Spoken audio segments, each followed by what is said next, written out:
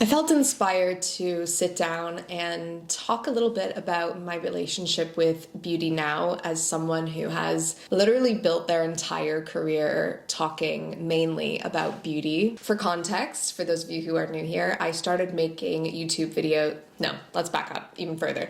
I had a blog. So about 16 years ago now, I started a beauty blog, and it actually became a really successful blog back in the day. I think it was in like the top 3 most read beauty blogs in the UK at some point, which was obviously very exciting for me. And I went on and started my YouTube channel and shared a lot about my favorite beauty products. Of course, sharing my life and stuff along the way too, but really it was rooted in beauty. But over time, my relationship with beauty has definitely shifted, and for those of you who have been here along the way, you will have known that a lot of things have changed. For one thing, I'm going to be 35 this summer. When I started making videos, I was 19, so I'm at a completely different stage of my life now. I asked on my Instagram if anyone had any beauty related questions around this topic, and I'm surprised at how many people did have questions. This is also going to be a get ready with me, so I'm going to be answering questions as I actually get ready for the day. I'm going to start with like a glowy base product. This is the Charlotte Tilbury Wonderglow. I love this. It's like a shimmery, glowy base product. One of my friends, Alicia, asked, what was the product that made you fall in love with beauty? And honestly, I really had to go back in my brain. I remember being in high school and there was a girl who wore so much makeup, and I didn't wear any makeup at the time. I really knew nothing about it, but she was like decked out in MAC. Super thick foundation, powder, contour, blush, you name it, she had it, and it was all from MAC. She was like very popular, all the boys like loved her, and I was like, I want that. And I remember I went to the bathroom once and she was in there doing her makeup, and we weren't really friends at the time, but I asked her if she could show me like how she does her makeup, and she was like, yeah, she was really nice about it. Yeah, she just showed me all of her makeup, and I was like, that is so cool. So I remember going to MAC one day after school, and first of all, it was hard to get there. MAC was not just around the corner. Like, I grew up in Canada. It was like a 30-minute bus to get to MAC, all right? But I really wanted to go. I felt like nervous, and I also like just did not know what I was talking about. But what I did know is I wanted everything. Like, I literally wanted it all. Specifically, I remember the eyeshadows being just like, you know, the way MAC lays everything out. I was just like literally a kid in a candy store. It was gorgeous. I got a compact foundation. It was like a cream foundation with a sponge, and that's right, it's all coming back to me. And I used to just like slather it all over my face, which is so unfortunate because I had like beautiful, young, youthful skin.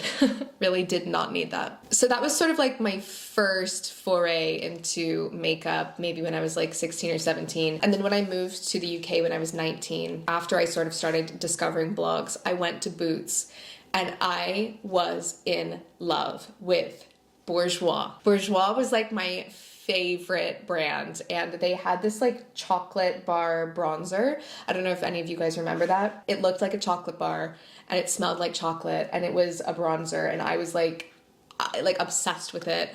I loved their blushes. I also loved Berry M. I was reading so many blogs and I just needed every single product. Like, I just wanted to try everything, and I used to spend all of my money, which at the time I did not have basically any money, on beauty products in Boots. Like, some of you will remember my Boots hauls, and I loved it. Do you ever feel conflicted about the use of makeup and the importance of beauty? I think the older I get, the less I care about makeup, I guess. I think when you have people like Pamela Anderson like walking the red carpet with no makeup, it just starts a great conversation about it. Beauty can be so many things, and everyone has a different approach to beauty. I fully support people who want to wear loads and loads of makeup if that's what makes them feel good. I am so for that. More power to you. It's not really my thing, but I do totally understand it. It sounds sort of cliche, but I really do believe that beauty is more from within. And now I use makeup and beauty products more to just like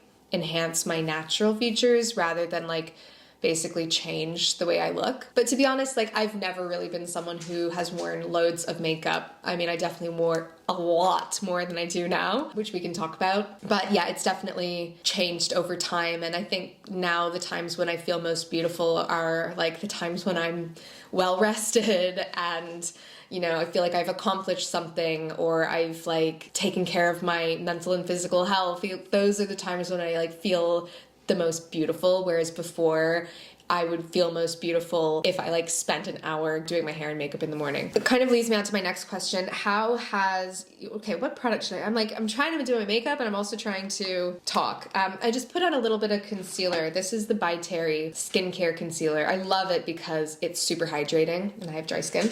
And I'm gonna put on a bronzer. This is Reeson by my friend Ree. It's her brand. And I love this product because it's like a creamy bronzer. It's really a unique formulation. I'm just gonna bring some life into these cheeks. How has your approach to makeup and skincare changed over the years? Well, I'm definitely a lot more low maintenance. I think like as you get older, you just have less time. And when I was like in my early 20s, I mean, I felt like I was busy, but then you get into like your mid 30s and you're like, I actually have no time to even like think anymore. So really when I'm doing my makeup, it's like I need to be as quick as possible, and I'm looking for products that I know just work. I don't want to be risking things in the morning. I just want to like put on my makeup and know like, okay, that's gonna look pretty good. And then skincare has obviously been like a huge focus for me. I've always loved skincare, but yeah, the older I get, the more I enjoy it, and not only enjoy the benefits of it, but enjoy the actual process of it. I find it very relaxing. And actually I was speaking on a panel yesterday and we were talking about like skincare and body care as a form of relaxation, and like I know I'm not alone in that. Best part of my day is like coming home and having a hot shower or a bath and like doing my entire skincare and body care routine. Like that's my heaven. I think another thing as I've gotten older is kind of like embracing the undone. I don't ever have like perfect hair. It's always like sort of kind of a mess, or same with like my makeup. Like I never do anything perfectly, and I guess maybe it's kind of French approach to beauty where it looks lived in and almost like you didn't try that hard. Like that's how I want my makeup to look. I want it to look super effortless and who I am rather than, you know, a mask, I guess. I'm just putting on my eyebrows with my favorite eyebrow pencil. You can see it's like very well loved. It's the 1999 graphite brow pencil. I love it because it's an actual pencil. I don't know, I kind of like that. I keep my little pencil sharpener in this bag and I always sharpen it before I use it. I just find this is like the perfect eyebrow color for me. Skin tint foundation or just concealer, what's your go-to? So I typically always wear a base product like this Charlotte Tilbury Wonderglow, or I'll use the Charlotte Tilbury, I don't know what that's called, but you guys know this one. Or I love this one from Say, and I love this one from Lisa Eldridge. Those are basically my foundations most of the time. Even though it gives absolutely no coverage, it gives so much glow, and that's really what I'm after, is glow. And then I will use concealer to cover up any redness or any blemishes, anything like that. I get so many compliments on my skin, and I'm not like being braggadocious about it, but I just get so many compliments, and I'm convinced it's because I don't wear like thick makeup and I just cover the areas that I need to, so it gives the illusion of my real skin being perfect, which it's most definitely not. And my skin has changed so much over the years. I mean, God, if I look back at videos when I was like 23 filming makeup tutorials, my skin was so plump and beautiful. I get it now. I get it now. And as I've gotten older, like I still honestly am very #blessed with my skin, but I've noticed, you know, a lot more pigmentation. Most importantly, I've noticed like a loss of brightness, and also, I don't want to say sagging because I'm only 34, but like, yeah, I noticed like my skin isn't as like high and plump as it used to be. And that's fine, that's to be expected. And, you know, I'm out here trying to age gracefully, you know, but it can be really hard, like when things like that start changing on your face. And I did notice those changes since turning 30, and people always say like things happen when you turn 30. Well, they do. Okay, they actually do. And I never thought I'd be someone who'd look in the mirror and like think like that about my face, but it does just happen, and you just notice things change, and it's like little changes that I don't think maybe anyone else would really notice, but I notice. Any products you still love and use 15 years later? Yes, and I know I just said I don't really use foundation, but I do often use like a tinted moisturizer. The NARS tinted moisturizer, I used to talk about that so much on my blog back in the day. I still use it. I still love it. It's just the best. How do you feel about new launches compared to the early days? Back in the day, I was makeup and beauty obsessed. I really loved it. Not to say I don't still love it, because I definitely do. Back then it was more about like, I have to know everything, I have to try everything. Whereas now, like, I have matured enough to be able to see a new launch and be like, oh, that's a really cool product. Probably don't need to buy that. Whereas like back then, I remember when the Lorac Pro palette was launched, I literally made my mom and my entire family drive from Canada to America to find this palette in Buffalo. And then we got there and they were sold out. Like, if anyone remembers the Lorac Pro palette craze, then you'll remember. But like, I actually thought I was going to die if I didn't get my hands on it. I was so one-track minded about beauty at that time. Like, I think I was just like obsessed with having it. Looking back, I was more of like a collector, which is interesting. Like, I remember, you know, certain blushes would come out and they'd be limited edition. Like, I would have to have it. I'm not like that now at all anymore. How do you accept how you look? It's actually very interesting. I'm using this blush from RMS. I love RMS. It's called Spell. Nice cream blush. I love products that I can just like apply with my fingertips like this. I've obviously always struggled with like self-esteem issues, and particularly like body image issues. And that was definitely something I struggled with as a teenager and going into my early 20s. But then I feel like I did sort of like reach a point of self-acceptance when it comes to like how I look. But funny enough, like recently with all of my life changes, being single again at 34 and just really having like be out there and dating and like all of those things, I would say like my self-esteem now is like probably the lowest it's been in my adult life, which is like crazy because I don't know, I've never like experienced that sort of ride before.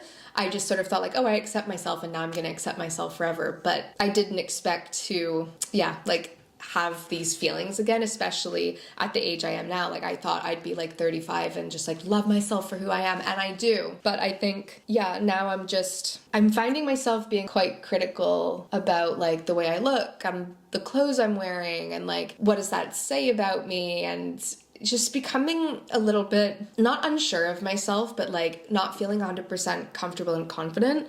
It's been a weird experience. I don't like it, and I'm trying to get better at it. I think what I'm doing now is trying to come back to myself and who I authentically am. Like, obviously you guys will know that I had my hair extensions, which by the way was so fun. And then cutting my hair and having like dark brown short hair, I kind of have like nowhere to hide. Yeah, that's been a journey for me. I'm definitely on a journey. I even like cut my long nails. I have like short nails again, and I'm just trying to come back to myself. And actually I think it's been helping me feel better about who I am. Do you still use / love any products from back in the day? Yes. This one, actually, just as I grab it, it's the MAC Groundwork Paint Pot. I love this product. It's like an eyeshadow. And I just like to put a little bit on my eyes. I mean, someone once told me eyeshadow's over. I don't know, maybe this is very millennial of me, but I just like to have a little bit of like a dark brown eyeshadow on. How has the amount of makeup you own changed compared to the early days of YouTube? Well, I kind of already said I was like a collector. I had like tons and tons of storage units like filled with makeup. It's absolute madness. But actually my friend came over the other day and she's like, oh, I forgot my makeup. Do you mind if I use your brow gel? And I was like, go ahead. She's like, where's your makeup bag? I was like, I don't have a makeup bag. I have like a makeup table. And she was like, what? And it dawned on me that most people just have one makeup bag. And so I started doing some market research with my other friends, and I was like, how much makeup do you have? And my friend was like, this is my makeup bag. And it was just like one bag. I was like, Oh my god, it was kind of a wake-up call for me. So then I went on like a cleaning spree and I tried to get rid of as much makeup as possible. I still have like one little desk here of makeup. The older I get, the more appealing it is to just have one makeup bag and like that's it. I think like the older I get, the less choices I want to have to make, you know? Let me just curl my lashes. This takes focus. I never skip lash curling. And my current favorite mascara is this Victoria Beckham one. Vast Lash. It's so good. I want to get rid of some makeup, but at the same time, like it is my job and I do have to like review things. So it's a tough one. What are regular appointments that have made the biggest glow up? For me, things that are non-negotiables. Teeth whitening. That makes such a difference to how you look. I just buy Crest white strips, but obviously you can like go to the dentist and get your teeth professionally whitened, but that would be like, for me, the first thing that I would do is like go to the dentist, whiten your teeth, get your teeth cleaned. Teeth. Eyebrow threading and tinting. I actually need to get my eyebrows done this weekend. That makes such a difference. Growing out your brows, making them like as thick as they can while like still having shape, and then getting them tinted. If you have like lighter colored eyebrows, like me, you really need a tint. It's like the best thing. I always have my nails done. Whether you do your own nails at home or go get them done, I think like a nice clean manicure, you just can't beat it. Also, I do get Botox twice a year. I don't think I ever really thought I would get Botox, but then I did and I was like, I love this so much. Like when it starts to wear off, I'm still fine, and like I love facial massage and all of that, and I think that makes such a great difference. But like for me, I'm on camera all the time. I like having Botox, but to each their own. Can you share any professional beauty treatments you do? Well, I actually on my Substack kind of like broke down my favorite treatments that I get done in London. And there's a part 2 coming soon. So I'll link to that down below. That kind of like shares my favorite facials and like treatments that I get done. One thing I do love to do is lip liner. So I love like the Charlotte Tilbury Iconic Nude. I mean, I love lip liners. I love the Rhode ones as well. I love the Refy ones too. But I like putting like a little bit of lip liner on. Sorry, it's hard to talk. And then sometimes I literally will just put a clear lip balm on with my lip liner. I think that looks really nice and natural and keeps things hydrated. I hope you found this video interesting. I'd love to hear, you know, from those of you who've been following me for a long time, like how your relationship with beauty has changed. Now more than ever, I know that beauty is so personal. Beauty is still one of my favorite subjects, and I love products and I love using them and I love the way they make me feel. But it's nice to get to a point, I guess, later in life where it isn't, you know, a 3-hour routine in the morning. Right. Looking forward to reading some of your comments on this, and I'll see you in the next one. Bye.